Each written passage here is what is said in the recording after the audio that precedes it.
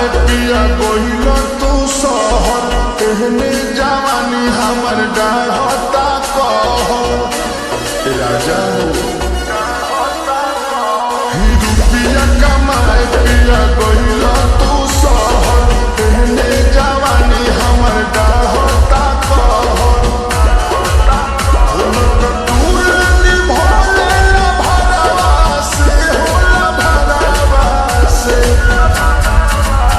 घरे अबना बलम जे बहारवा से तो दिलावा लगाल बदलवा से घरे अबना बलम जे बहारवा से तो दिलावा लगाल बदलवा से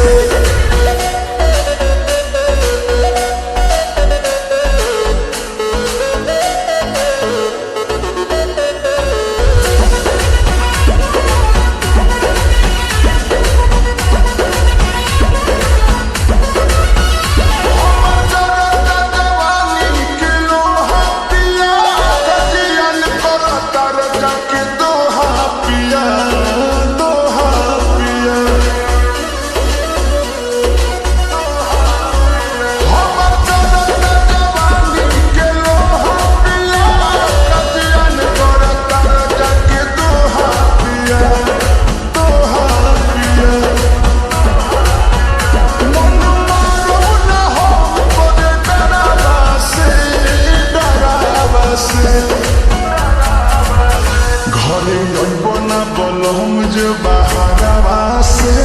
तो दिलावा लगाल बदलवा से घरे अबना बलम जे बहारवा से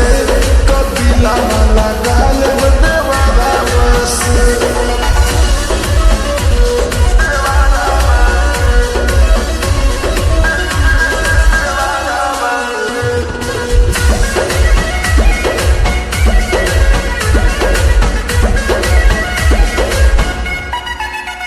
धीरे पर मुझ बुझेला न बतिया बोलो सुती रात भर लेके हम तकिया बोलो तकिया बोलो रोज तुम से बुझेला न बतिया बोलो सुती रात भर लेके हम तकिया बोलो तकिया बोलो रवि के